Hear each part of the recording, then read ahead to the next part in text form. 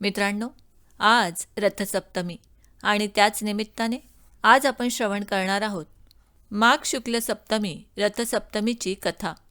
ही केवळ एक तिथी नाही, ही आहे जीवनाला तेज देणारी, आरोग्य देणारी आणि आत्म्याला जाग करणारी सूर्यकथा. मित्रांनो, सकाळी आपण उठतो, डोळे उघडतो आणि पहिली किरणे पडतात तेव्हा आपण कधी विचार केला आहे का, हा सूर्य नसेल तर काय होईल? ना दिवस, ना ऋतू, ना अन्न, ना जीवन. सूर्य हा चराचर सृष्टीचा आत्मा आहे. माघ महिन्यातील शुक्ल पक्षातील सप्तमी म्हणजेच रथसप्तमी या दिवशी सूर्यदेव उत्तरायण मार्गावर पूर्ण शक्तीने अग्रेसर होतात. सूर्याचा रथ 7 अश्वांनी ओढलेला. हे 7 अश्व म्हणजे आठवड्याचे 7 दिवस, इंद्रियांची 7 शक्ती, शरीरातील 7 चक्र आणि जीवनातील 7 ऊर्जा स्रोत. या सणाची पौराणिक कथा अशी की फार पूर्वीची गोष्ट आहे. काश्यप ऋषी आणि त्यांची पत्नी आदिती अत्यंत सात्विक, तपस्वी, ईश्वरनिष्ठ दाम्पत्य. आदिती पतिव्रता होती, पण तिच्या जीवनात एक मोठे दुःख होते. तिचा पुत्र जन्मापासून रोगी होता. ना शरीरात बळ, ना चेहऱ्यावर तेज, ना डोळ्यात चमक. आई म्हणून तिचे हृदय तुटत होते. आदिती म्हणायची, माझ्या आयुष्यातील सर्व पुण्य जर या जन्मात खर्च व्हायचं असेल तर ते माझ्या पुत्राच्या आरोग्यासाठी खर्च होऊ दे. तिने औषधोपचार केले, मंत्रजप केला, यज्ञ होम केले, पण दुःख काही संपेना. एके दिवशी देवर्षी नारद मुनी तिच्या आश्रमात आले. आदितीने चरणी मस्तक ठेवले आणि आपल्या दुःखाचा पाढा वाचला. नारद मुनी मंद हसले आणि म्हणाले, माता, तुझ्या दुःखावर एकच औषध आहे, सूर्य उपासना. माघ शुक्ल सप्तमीला सूर्योदयापूर्वी स्नान कर. डोक्यावर एरंडाची 7 पाने ठेव. सूर्याला अर्घ्य दे. आदित्य हृदय स्तोत्र पठण कर आणि उपवास कर. हे व्रत म्हणजे शरीर, मन आणि आत्मा या तिन्हींचे शुद्धीकरण आहे. त्याप्रमाणे रथसप्तमीचा दिवस उजाडला. आदिती पहाटे उठली, स्नानासाठी नदीकाठी गेली. डोक्यावर 7 एरंडाची पाने, उगवत्या सूर्याला अर्घ्य, मनोभावे प्रार्थना. ती म्हणाली, हे सूर्यनारायण, तूच माझ्या पुत्राचा जीवनदाता आहेस. त्या दिवसापासून पुत्राच्या शरीरात हळूहळू बदल होऊ लागले. ताप उतरला, अशक्तपणा गेला, चेहऱ्यावर तेज आले. काही दिवसात तो पूर्णपणे निरोगी झाला. त्या रात्री आदितीला स्वप्नात तेजस्वी सूर्यदेव प्रकट झाले. ते म्हणाले, तुझी श्रद्धा खरी आहे. जो कोणी रथसप्तमीचे व्रत श्रद्धेने करील त्याला आरोग्य, दीर्घायुष्य आणि जीवनात प्रकाश मिळेल. मित्रांनो, आजही दीर्घ आजार, मानसिक तणाव, सूर्यदोष, पितृदोष यावर रथसप्तमी व्रत रामबाण उपाय आहे. हे व्रत म्हणजे औषध नाही तर ऊर्जेचा स्रोत आहे. ही कथा आपल्याला शिकवते की श्रद्धा असेल तर अशक्यही शक्य होतं. सूर्य म्हणजे देव, डॉक्टर आणि गुरु. निसर्गाशी जुळलं की जीवन सावरतं. चला तर मग आपण सारे मिळून या रथसप्तमीला सूर्यनारायणाला अर्घ्य देऊया आणि आपल्या जीवनात आरोग्य, तेज, सकारात्मक आणूया. ओम सूर्याय नमः. मित्रांनो, आज रथसप्तमी, आजच्या दिवशी आदित्य राणूबाईची कथा देखील ऐकली जाते. ती कथा पुढीलप्रमाणे. एक आटपाट नगर होतं. त्या नगरात एक ब्राह्मण होता. तो नित्य समिधा, फुलं, दुर्वा आणायला रानात जात असे. तिथे नागकन्या, देवकन्या वसा वसत होत्या. ब्राह्मणाने विचारलं, काय ग बायांनो, कसला वसा वसता, तो मला सांगा.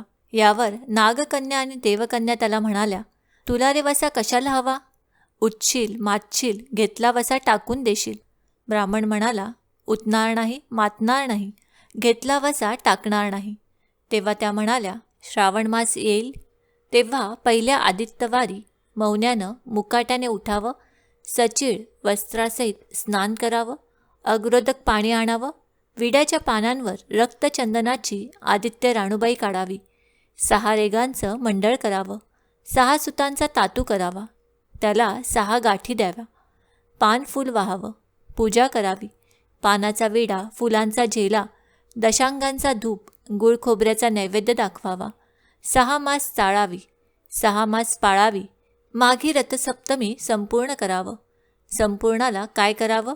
गुळाच्या पोळ्या, बोटव्यांची खीर, लोणकड तूप, मेहून जेवू सांगावं.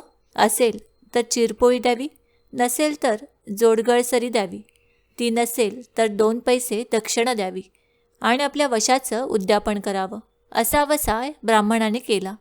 त्याला सूर्यनारायण प्रसन्न झाला. भाग्यलक्ष्मी आली. तेव्हा राजाच्या राणीने ब्राह्मणाला बोलावू धाडलं. ब्राह्मण जाते वेळेस भिवू लागला, कापू लागला. तेव्हा राजाच्या राणीने सांगितलं, भिवू नका, कापू नका. तुमच्या मुली आमची येथे द्या. यावर तो ब्राह्मण म्हणाला, आमच्या मुली गरिबाच्या, तुमच्या घरी कशा द्याव्या?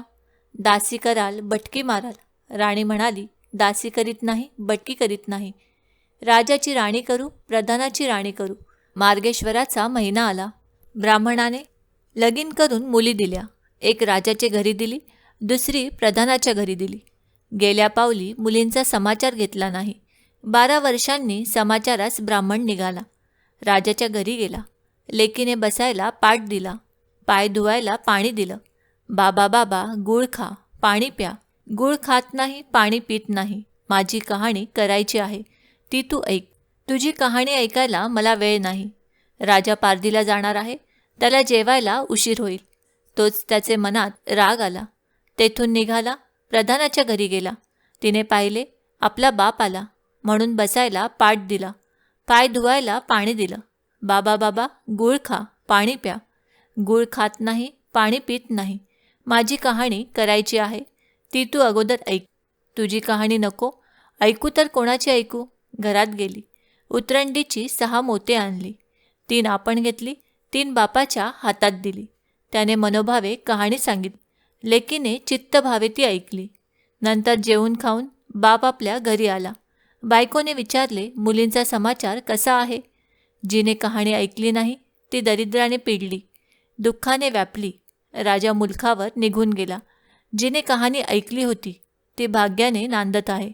इकडे दरिद्री जी झाली होती तिने आपल्या लेकाला सांगितले, मावशी घनघोर नांदत आहे, तिकडे जाऊन काही दिलं तर घेऊन ये. पहिल्या आदित्यवारी पहिला मुलगा उठला. तळ्याच्या पाळी जाऊन उभा राहिला. अगं अगं दासींनो, तुम्ही दासी कोणाच्या? आम्ही दासी प्रधानाच्या. प्रधानाच्या राणीला जाऊन सांगा, तुमच्या बहिणीचा मुलगा आला आहे. कसा आला आहे? तळ्याच्या पाळीला उभा राहिला आहे. परसदाराने घेऊन या. परसदाराने घेऊन आल्या. न्हाऊ माखू घातलं, पितांबर नेसायला दिलं, जेवू खाऊ घातलं, कोहळा पोखरला, होन मोहरा भरल्या. वाटेस आपला जाऊ लागला. तो सूर्यनारायण माळ्याच्या रूपानं आला. हातीचा कोहळा काढून नेला. घरी गेला. आईने विचारलं, काय रे बाबा, मावशीने काय दिलं? देव दिलं, कर्माने नेलं. कर्माचं फळ पुढे उभे राहिलं. मावशीने दिलं होतं, पण सर्व गेलं. पुढे दुसऱ्या आदित्यवारी दुसरा मुलगा गेला. तळ्याच्या पाळी जाऊन उभा राहिला. अगं अगं दासींनो, तुम्ही दासी कोणाच्या? आम्ही दासी प्रधानाच्या. प्रधानाच्या राणीला निरोप सांगा. त्यांनी सांगितला. मग प्रधानाच्या राणीने त्याला घरी नेऊन नाऊ माखू घातलं, पितांबर नेसायला दिलं, जेवू घातलं, काठी पोकरून होना मोहरांनी भरून दिली. बाबा ठेवू नको, विसरू नको, जतन करून घरी घेऊन जा म्हणून सांगितलं. वाटेत सूर्यनारायण गुराख्याच्या रूपानं आला. हातची काठी काढून घेतली. घरी गेला. झालेली गोष्ट राणीला सांगितली. देवाने दिलं ते सर्व कर्मानं नेलं. पुढे तिसऱ्या आदित्यवारी तिसरा मुलगा गेला. तळ्याच्या पाळी उभा राहिला. त्यालाही पहिल्यासारखंच प्रधानाचे घरी नेऊन नाऊ माकू घातलं, पितांबर नेसायला दिलं, जेवू खाऊ घातलं, नारळ पोखरून होन मोहरांनी भरून दिला. ठेवू नको, विसरू नको म्हणून सांगितलं. घरी जाताना विहिरीत उतरला. तोच नारळ गडबडून विहिरीत पडला. घरी गेला. आईने विचारलं, काय रे बाबा, मावशीने काय दिलं? आई ग, मावशीने दिलं, पण दैवानं ते सर्व बुडालं. चौथ्या आदित्यवारी चौथा मुलगा गेला. तळ्याच्या पाळी उभा राहिला. त्यालाही प्रधानाच्या राणीने घरी नेऊन नाहू माकू घातलं, पितांबर नेसायला दिलं, जेवू खाऊ घातलं. त्याला दह्याची शिदोरी होना मोहरा घालून बरोबर दिली. सूर्यनारायण घारीच्या रूपाने आला. हातची शिदोरी घेऊन गेला. घरी गेला. आईने विचारले, काय रे बाबा, मावशीने काय दिलं? आई, मावशीने दिलं, पण दैवाने ते सर्व नेलं. 5व्या आदित्यवारी आपण उठली. तळ्याच्या पाळी उभी राहिली. दासीने तिचा निरोप तिच्या बहिणीला सांगितला. बहिणीने तिलाही परसदाराने घरी नेलं.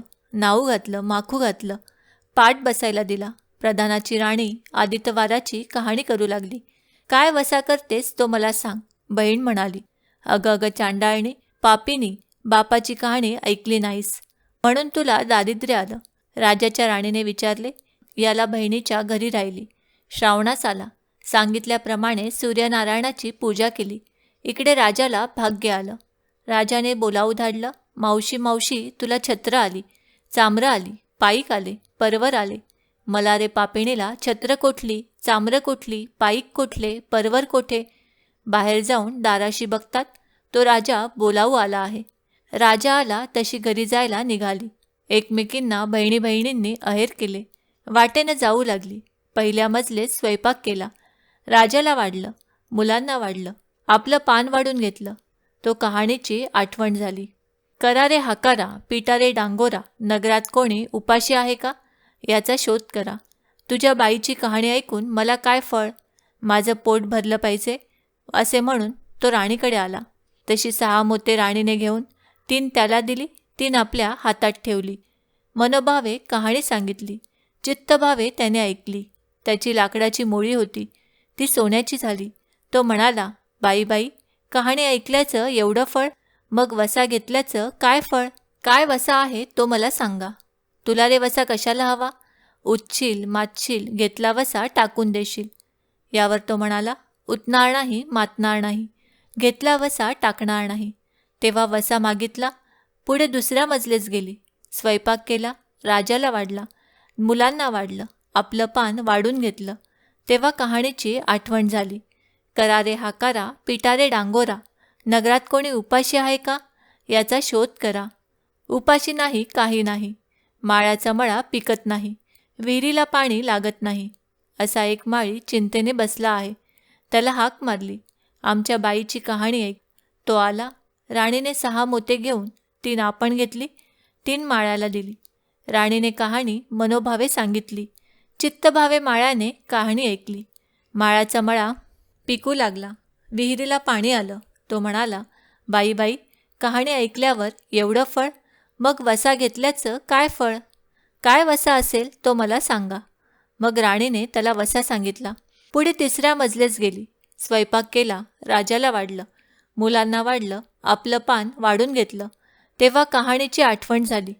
करा रे हाकारा, पिटा रे डांगोरा, नगरात कोणी उपाशी आहे का, याचा शोध करा.